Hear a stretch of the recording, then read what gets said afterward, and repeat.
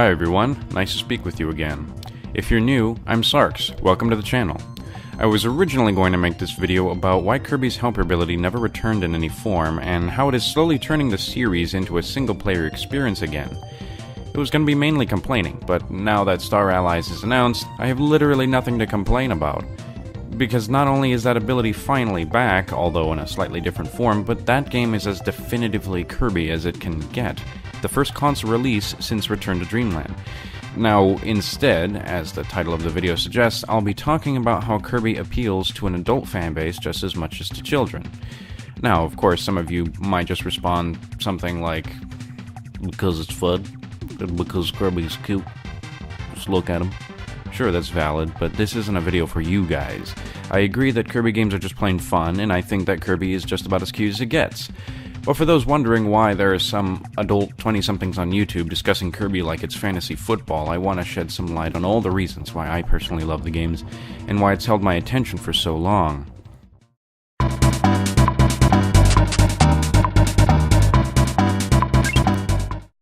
Kirby at first glance is most definitely a game that you would buy for a daughter or son who is under 10.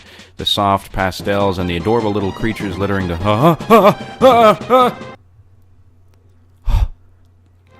Well, actually, that's a pretty good segue to my first point. This series gets some nightmare-inducing enemies. There are a few, but nowhere does this become more obvious than in the final boss sequences. Now keep in mind, there are spoilers of past Kirby games ahead, so don't proceed any further if you'd rather see these things firsthand.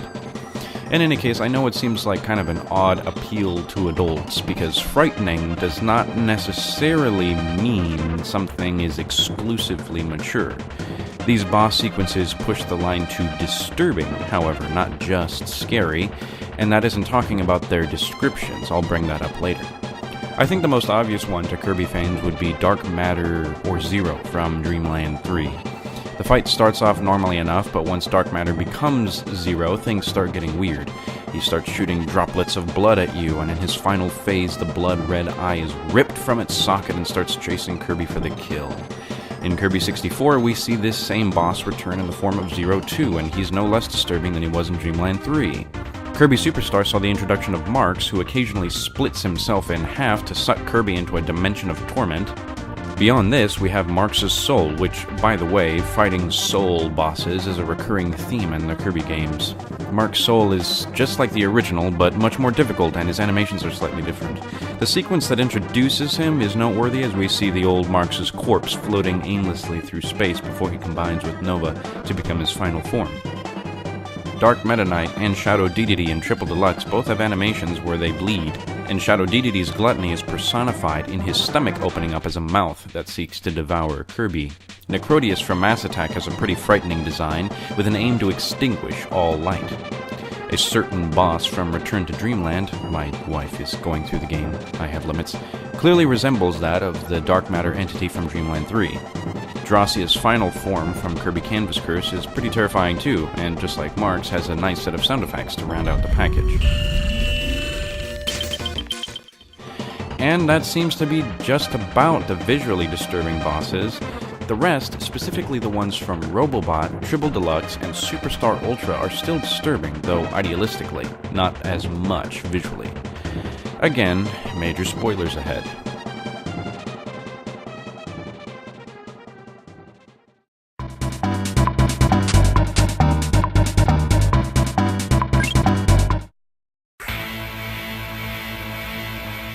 Starting with Superstar Ultra, we have Galactonite, who is an ultra-badass version of Meta Knight from another dimension, apparently the strongest warrior in the universe. Though most people dismiss Galactonite as just a Meta Knight reskin, popular theory holds that this other dimension where he reigns is one where Kirby has turned evil and used his terrifying amounts of power to become Galactonite. This would explain his pink color. Meta Knight in his sub-story is tasked with defeating him, after asking Nova to show him the greatest warrior in the universe, and of course, it would only make sense that the only one that has the potential to defeat Meta Knight, and everyone else for that matter, is Kirby. Moving on to Triple Deluxe, we've seen Queen Sectonia, who's supposed to be Vanity incarnate. I won't get much into the lore of the whole franchise yet, which, yes, Kirby has. But it is revealed in this game that Taranza, Sectonia's henchman, stole the dimensional mirror from Kirby in the Amazing Mirror and gave it to his queen. She was so enthralled by it, she stared into it for so long that it eventually drove her mad. The pause screen description for Queen Sectonia DX tells us that, quote, Sectonia and Taranza were once good friends, but Sectonia became obsessed with vanity and delusions of grandeur. It wasn't long before her heart went evil, turning her into the power-hungry monarch she is today. And with regard to her relationship with Taranza, the game goes into further detail about her species and what they are known for. The pause description for her flowerbud form reads, quote, Sectonia's parasitic species survives by leeching power from other life forms until they're weak enough to be controlled. The people of the sky and King Dedede decided to fight back in an effort to save the planet Popstar from the evil queen. Her soul form, yes, she has one too, gets darker. The severity of the situation is outlined when her judgment and mortality was lost and she becomes fully realized. The first phase of this boss's pause description reads, quote, Taranza's final words and offering can no longer reach her ears. The former queen has become a pitiable husk in the throes of madness after losing everything. She has consumed the world, and all she has left to cling to is her vanity. Then, as you finish her off in the second phase, her description reads, quote, She's fed off countless hosts, and now cannot remember her true form. A voice called out to help her, but it has since fallen silent. Before the night ends, she must be given her eternal beauty sleep.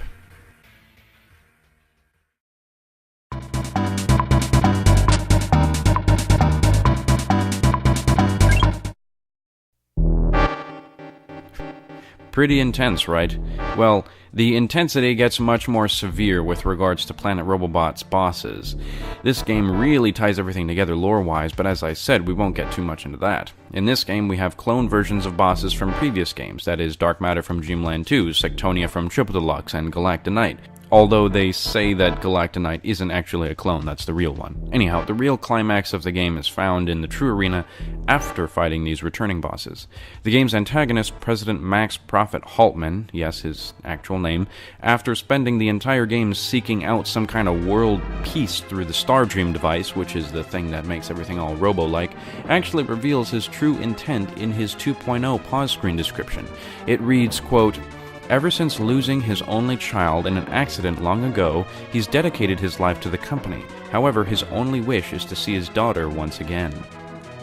This suggests that Haltman wished to see his daughter through the Stardream, that somehow he would have his wish granted by it. It is revealed that Susie, Haltman's secretary, bears the full name Susanna Patria Haltman.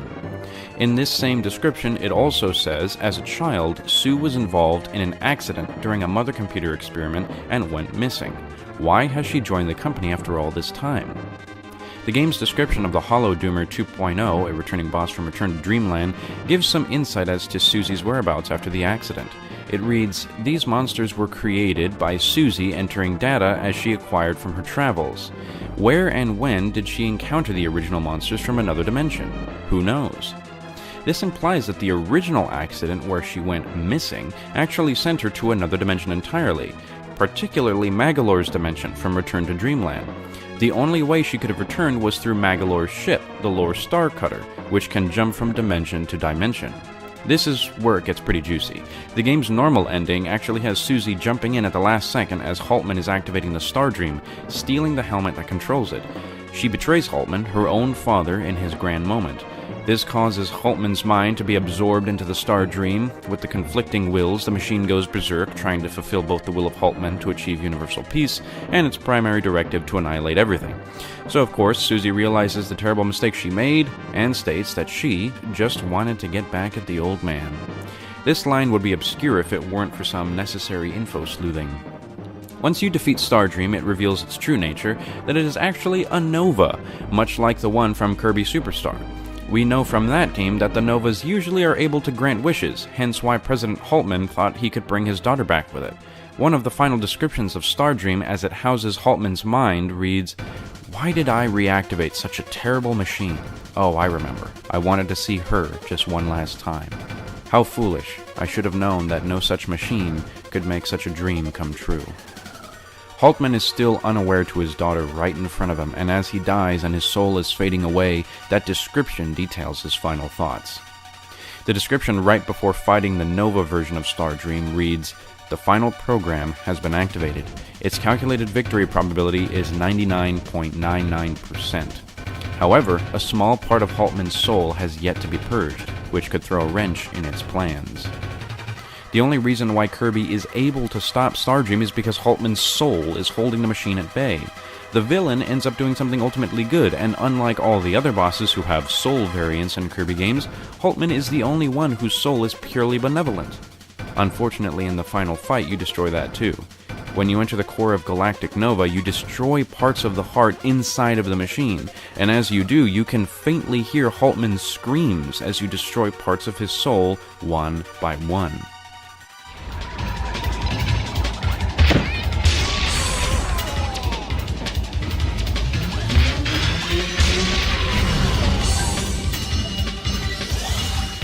Kirby Planet Robobot is a classical tragedy, and a Faustian tale too if you want to take some of the more obscure elements into consideration.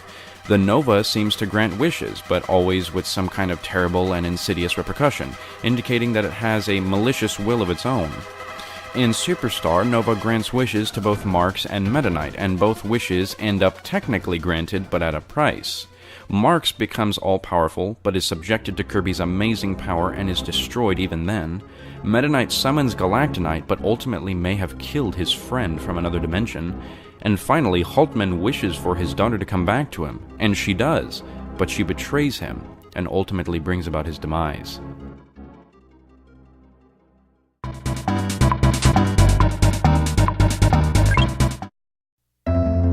Have I proven something yet?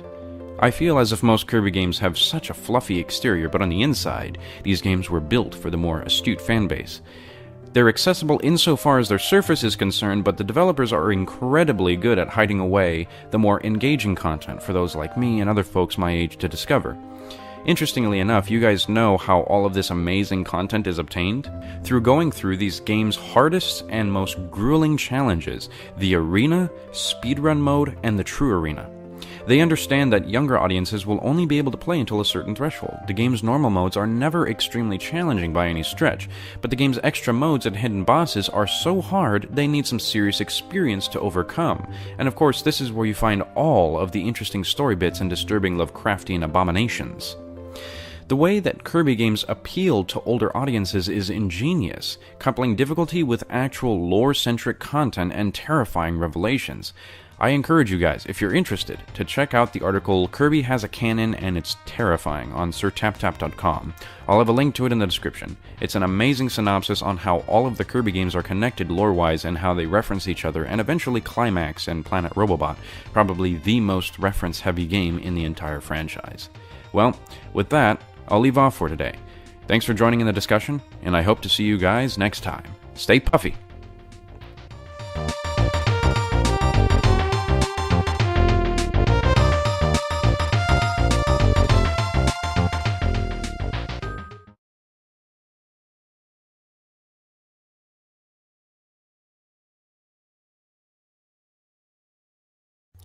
Kirby at a Glance is most definitely a game that you would buy for a daughter or a son who's under 10.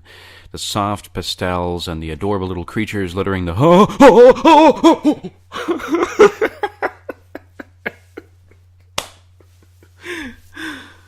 Okay, that's not it. Hank Hill.